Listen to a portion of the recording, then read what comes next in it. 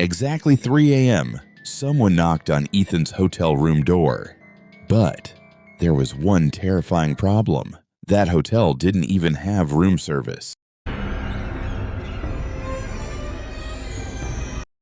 Ethan was on a business trip. He had booked an old hotel on the outskirts of the city. As soon as he reached the reception, the receptionist handed him the room key. Then, her expression suddenly changed. She looked straight into his eyes and whispered, "Sir, if someone knocks on your door at exactly 3 a.m., no matter what happens, don't open it." She paused, then added, "And whatever you do, don't even look through the peephole." Ethan laughed. He thought she was trying to scare him, or maybe it was just another strange hotel prank. He smiled, picked up his luggage, and walked toward his room. The moment he stepped inside, something felt off. The room wasn't dirty, it wasn't damaged, but the loud ticking of the wall clock echoed through the entire room, as if there wasn't a single other sound left in the world. Still, Ethan ignored it. He opened his laptop, finished some work, and eventually lay down on the bed. Minutes passed, but sleep never came. Almost instinctively, he looked at the clock. 2:58 a.m. A minute later, 2:59. Then, the clock struck. 3 a.m. The entire hotel fell into complete silence. Not a single sound, not even the wind. Then, knock, knock, knock. Each knock was louder than the last one. Someone was standing right outside Ethan's door. His heartbeat sped up. He slowly got out of bed without opening the door. He asked, "Who's there?" A calm voice replied, "Room service, sir." "You ordered food." Ethan slowly reached for the door handle, but just before he touched it, the room's landline phone rang. He quickly picked it up. A terrified voice spoke, "Sir, please don't open the door." It was the receptionist. Ethan frowned, "But room service is outside." For a few seconds, the receptionist said nothing.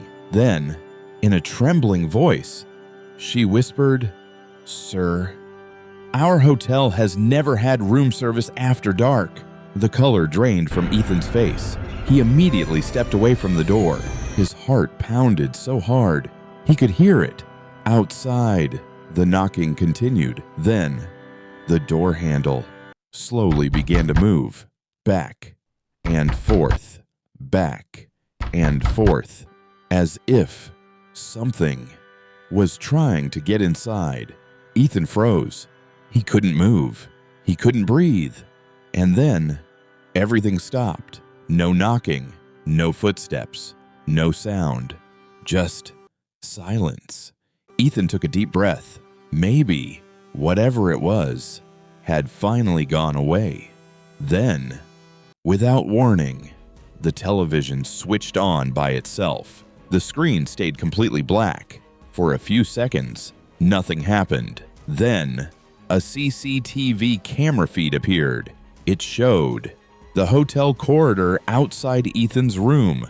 The hallway was completely empty. No one was there. Ethan felt slightly relieved. He finally exhaled. But then, the CCTV feed changed. Now, it showed.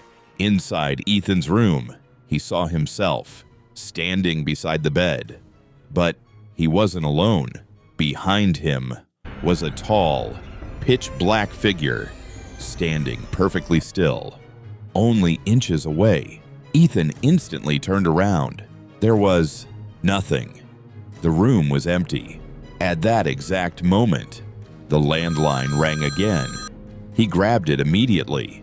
The receptionist shouted, "Sir, don't look at the television." The line went dead. Ethan rushed toward the TV, ready to switch it off. But suddenly, the lights began to flicker. On, off, on, off, on, off, until the entire room went completely dark. Absolute silence. The only sound left was the ticking of the wall clock. Tick, tick, tick. Then, even that stopped. No knocking, no footsteps, no voices, nothing. Gathering every bit of courage he had, Ethan slowly walked to the window. He pulled the curtain aside. Morning had finally arrived. Sunlight filled the room. He had survived the night. He rushed downstairs, straight to the reception desk. The receptionist looked at him and quietly asked, "Sir, you didn't open the door, did you?" Ethan shook his head. "No." She closed her eyes, as if she had just been relieved of a terrible fear. Then she looked back at him and whispered, "Good.